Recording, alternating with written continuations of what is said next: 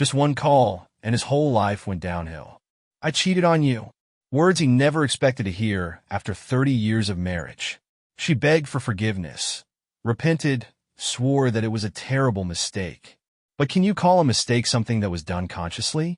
How do you move on when your trust is broken and your heart is broken? This is a story about pain, betrayal, and how sometimes the worst thing that can happen is actually the best gift of fate. For 3 decades, Adam had built what he believed was an unshakable life. He and Claire had met in their early 20s, full of dreams and ambitions. Their love story was one of devotion, resilience, and mutual sacrifice. Over the years, they had faced financial struggles, health issues, and the exhausting demands of raising children. Yet they had always weathered the storms together. At least that was what Adam thought. Their marriage had not been perfect. No marriage was. The years had seen them grow comfortable, sometimes too comfortable. The passion that once burned between them dimmed over time, replaced by routine and familiarity. Adam had gained weight, his active military career giving way to a more sedentary lifestyle after a training injury forced him into early retirement. The physical toll led to health complications, and intimacy became infrequent, almost non-existent. Claire had always assured him that she loved him regardless, that their bond was stronger than fleeting passion. He had believed her. He had no reason not to. But as the years passed, Adam felt something shift. It wasn't dramatic at first. Little things, a distant gaze, a hurried text, a late-night phone call answered in hushed tones. He told himself he was imagining things, that after so many years together, Claire would never betray him. She had seen him at his lowest, cared for him when he struggled with his weight and health, and had always been his rock. And yet, there was a small voice in the back of his mind that whispered doubts he wasn't ready to face. Then came his decision to change. 2 years ago, he had resolved to take control of his health, not just for himself, but for his children and grandchildren. He wanted to live, to experience the moments that mattered. Through rigorous discipline, diet changes, and relentless exercise, he had lost over 170 pounds. The transformation had been drastic, not just physically, but mentally. He felt more alive than he had in decades, and it reignited something in their marriage. For the first time in years, Claire looked at him differently.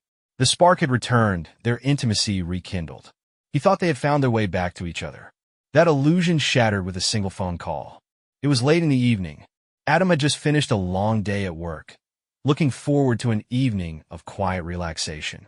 Claire was away on a trip with her 2 sisters, a short vacation she had planned months ago. There had been no reason for suspicion. She had always traveled with them, and Adam trusted her implicitly. His phone rang, and the moment he answered, he knew something was wrong. Claire's voice trembled, thick with tears. Her words came in a frantic, desperate rush, but he could barely process them. She had cheated. Not just a mistake, not a moment of weakness she instantly regretted. She had slept with another man. The details poured out in disjointed confessions. A bar, a married couple, flirting that escalated into something much worse. She claimed she had been drunk, that she hadn't been thinking straight, that she never meant for it to happen.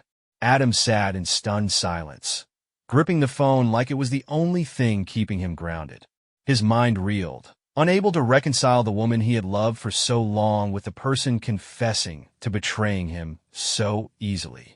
When she finally stopped talking, he felt nothing but a vast emptiness. He ended the call without another word, turned off his phone, and sat in silence. His home, once a sanctuary, felt cold and unfamiliar. The walls that had held their laughter and love now seemed to mock him. The next few days passed in a haze. He ignored her calls, her frantic messages. His children, unaware of the full story, reached out to check on him, worried by their mother's distress. He couldn't bring himself to explain, not yet. The pain was too raw, the betrayal too fresh. By the 3rd day, he knew he couldn't stay in the house any longer. Every corner was a reminder of a life that had ceased to exist. He packed a bag, left a note telling Claire to collect her things and stay elsewhere, and walked out the door. He had no destination in mind, only the need to escape. Driving for hours, he found himself at a familiar beach, one they had visited in their early years of marriage. The memories were like ghosts, haunting him as he stood by the shore, watching the relentless waves crash against the sand. This place had once symbolized new beginnings. Now it marked the end. In the days that followed, reality settled in. Claire returned home, only to find his note.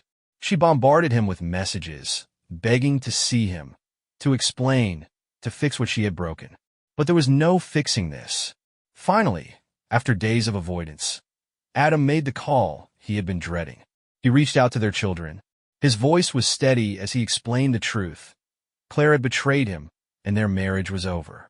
Their reactions were a mix of shock, anger, and sadness. His daughter cried. His son raged, but they both supported his decision. They had always looked up to their father as a man of integrity, and they understood why he couldn't stay with their mother after what she had done. When Claire learned that he had told the kids, her messages took a different tone. The remorse was still there, but now there was desperation. She feared losing everything: their family, their shared history, the stability they had built. But Adam had made up his mind. A marriage built on trust could not survive betrayal. With every passing day, his resolve strengthened. The house went up for sale. Their shared business was divided. He was done grieving the woman he thought she was. Now, he was focused on reclaiming his life, without her. The story of Adam and Claire was over. And for the first time in years, Adam was ready to write a new chapter. One where he was free from the weight of betrayal, where he could finally be his own man again. The first days after Adam walked out of the house were surreal. He had spent decades in that home, building a life with Claire, raising children, celebrating milestones. And yet, in a matter of minutes, he had left it all behind, as though it had never belonged to him. He checked into a small, no-frills motel on the outskirts of town. It wasn't meant to be a permanent solution, just a temporary space where he could breathe without being suffocated by memories. The room was cold and impersonal, but that was exactly what he needed. He didn't want reminders of the past. He needed distance. The first night alone was the hardest. The silence was oppressive. The bed felt foreign. For over 30 years, he had slept next to Claire, even in the worst of times. Now, the emptiness beside him was both a relief and a painful confirmation of his new reality. He barely slept, his mind a whirlwind of memories and regrets. Had he missed signs? Had there been moments when he should have known? Had Claire ever truly been the woman he believed she was? By the second day, Adam forced himself into a routine. He woke up early, went for a run, something he had picked up during his weight loss journey, and spent the afternoon researching legal options for the divorce. It was mechanical, a distraction from the emotions he wasn't yet ready to process. The messages from Claire didn't stop. They ranged from desperate apologies to angry accusations.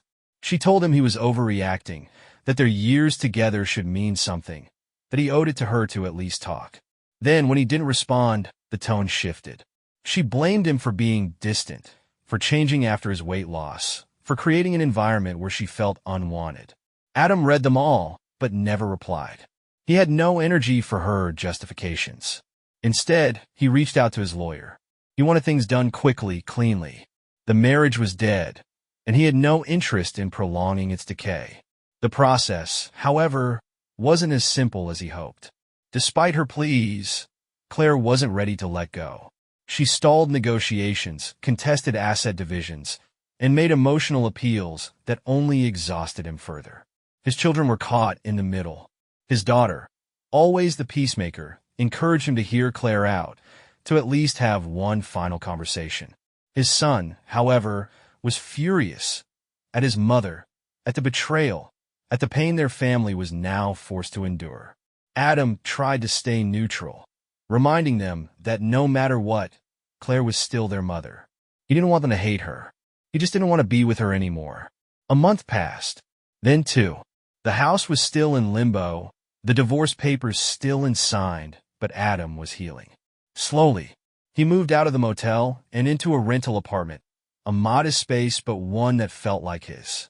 He furnished it with only the essentials, unwilling to create a new home just yet.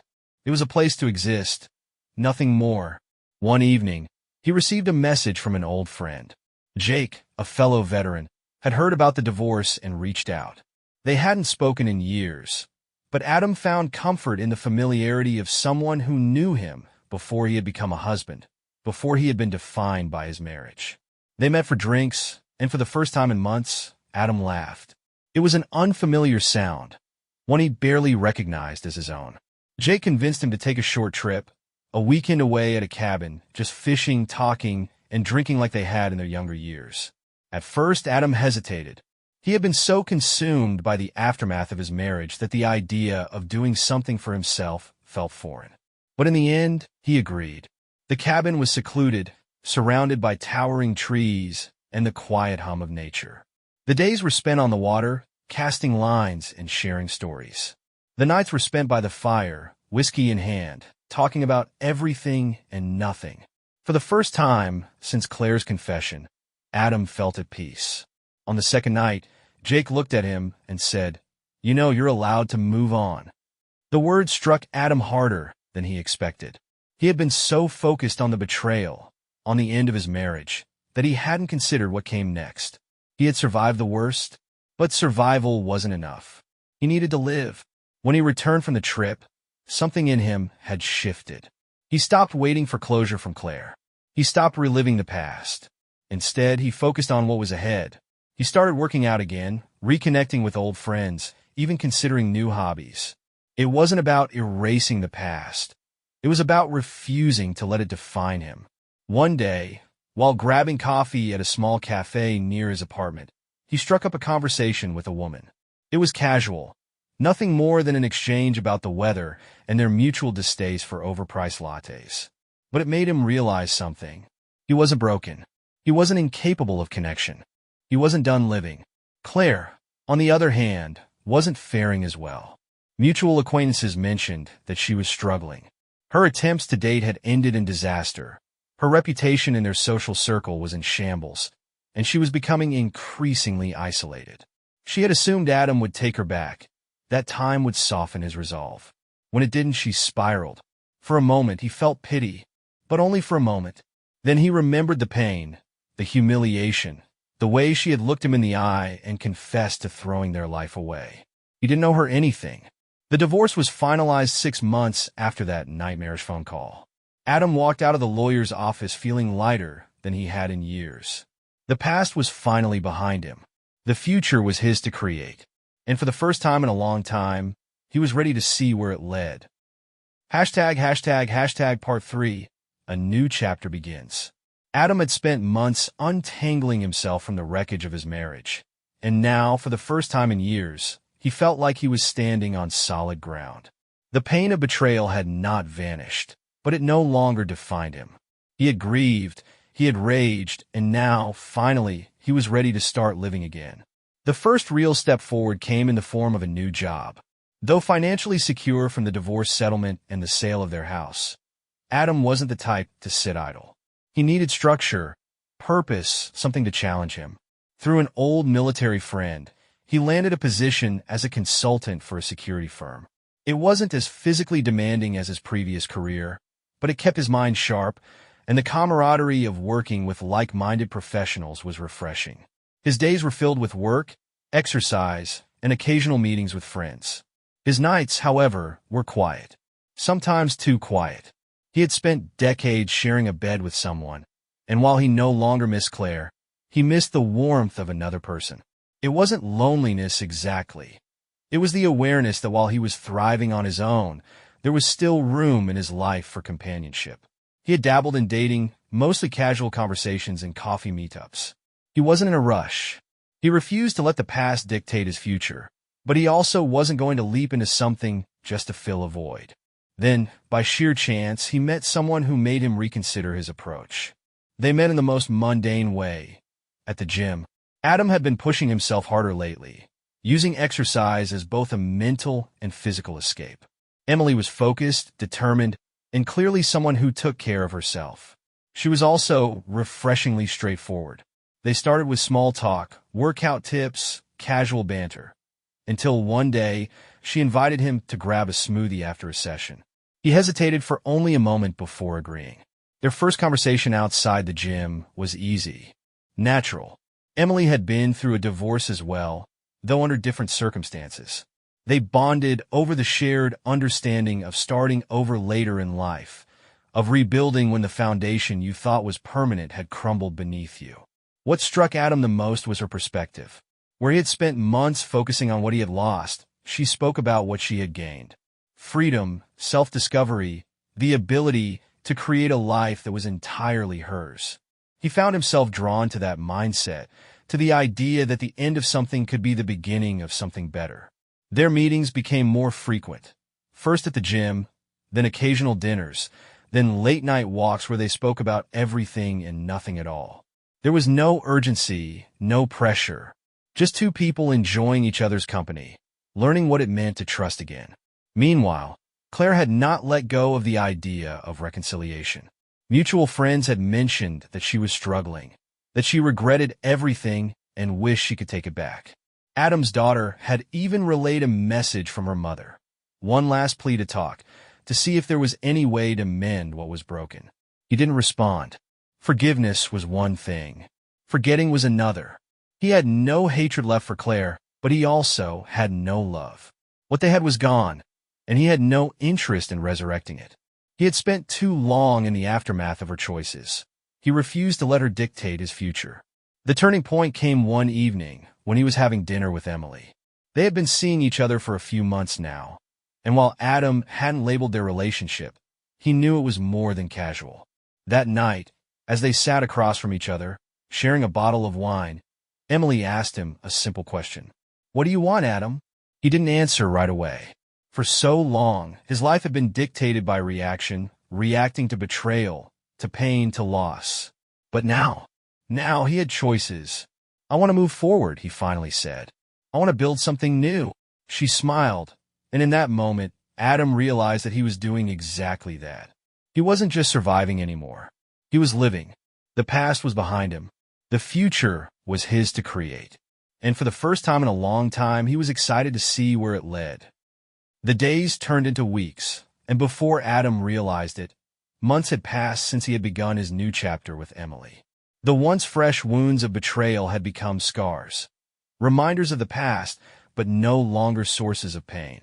He had rebuilt himself, not just in the physical sense, but emotionally, mentally, and even spiritually.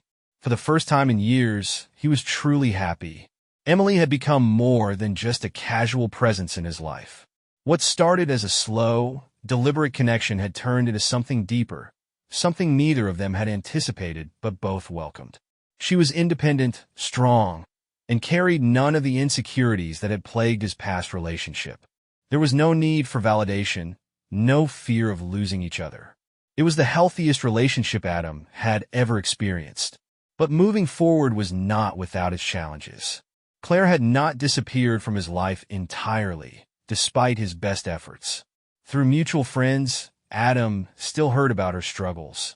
Her dating life had been turbulent at best, destructive at worst. It seemed she was searching for something.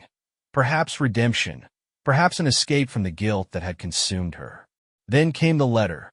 One evening, as Adam sorted through his mail, he found a familiar handwriting among the stack of bills and advertisements. Claire. He hesitated before opening it, wondering if he should simply throw it away. But curiosity won out, and as he unfolded the paper, he braced himself for whatever she had to say. It was not an apology, not entirely. She wrote about regret, about how she had destroyed something beautiful and was living with the consequences. She acknowledged that Adam had moved on and that she had no right to ask for anything, but she wanted to say, in writing, what she had failed to express properly before. She was sorry. Not for getting caught, not for losing him, but for betraying the man who had given her everything. Adam read the letter twice, then placed it in the drawer beside his bed. He didn't feel the anger he once had. If anything, he felt pity. Claire had been a part of his life for over 30 years, and now she was nothing more than a lesson from the past. He didn't hate her. He didn't love her. He simply didn't care anymore. And that was freedom. His relationship with his children continued to evolve. His daughter was overjoyed that he had found happiness again, and even his son, who had been wary at first, eventually came around. Emily met them both over dinner one evening, and Adam was relieved at how natural it felt. There was no awkwardness, no sense of replacing anyone, only acceptance of a new beginning. Emily, too, had her own past to reckon with. Though she had moved on from her previous marriage, she had her own scars. They spoke about their experiences openly, neither of them feeling the need to hide their vulnerabilities. It was refreshing, this level of honesty. Adam had never had that before. One evening, as they sat on his balcony overlooking the city, Emily turned to him with a small smile. "Have you ever thought about getting married again?" The question caught him off guard. Not because he hadn't thought about it, but because he hadn't expected her to ask it so soon. "I don't know," he admitted. "I used to think I'd never consider it again. But now," he looked at her, really looked at her, and realized the truth. "Now, I think I might." She reached for his hand, squeezing it gently. "No rus. Just something to think about." And he did. For the first time in a long time, Adam wasn't afraid of the future. He wasn't haunted by the past. He was simply living in the present, with a woman who made every moment worthwhile. The past had shaped him, but it no longer defined him. The future was his to create. Months had passed, and Adam found himself in a place he had never expected to be, at peace. The anger, the resentment, the lingering bitterness had faded, replaced by something lighter. He had rebuilt his life, piece by piece, and now stood at the edge of something entirely new. Emily had become an undeniable part of his world. Their relationship had grown stronger, not through grand gestures or forced expectations, but through quiet understanding and mutual respect. There was no pressure, no fear of history repeating itself. For the first time, Adam understood what it meant to love someone without losing himself in the process. One evening, as they sat on the porch of Emily's lakeside cabin, watching the sun sink below the horizon, she turned to him with an expression both soft and serious. "Are you happy?" she asked, her voice barely louder than the whispering breeze. Adam took a deep breath, letting the moment settle in his bones before answering. "Yeah," he said finally. "I really am." That was the thing about healing. There was no exact moment when it was complete. It happened gradually, so slowly that one day he simply realized he wasn't hurting anymore. The past no longer held power over him. It had shaped him, but it no longer defined him. Claire, too, had finally let go. The messages had stopped. The desperate pleas had faded. Through mutual acquaintances, Adam heard she had moved away, seeking a fresh start of her own. He didn't know where she was or what she was doing, and for the first time, he realized he didn't care. She was a chapter that had closed. His children had also found closure. His daughter continued to support him wholeheartedly, and his son, who had once struggled to reconcile his parents' separation, had found his own path to acceptance. The wounds were there, but they had healed into something manageable, something that no longer controlled them. The question of marriage had come up more than once between Adam and Emily. They weren't in a rush, but neither were they afraid of the idea. If it happened, it would be because they both wanted it, not out of necessity, not out of expectation, but because it felt right. In the end, that was all that mattered. On a crisp autumn morning, Adam found himself on the road, his motorcycle roaring beneath him as he rode toward nowhere in particular. The wind whipped past him, carrying away the remnants of the life he had left behind. He had been through hell. He had been broken and betrayed, but he had also survived. And now, as he rode toward an uncertain but promising future, he knew one thing with absolute certainty. He was finally free.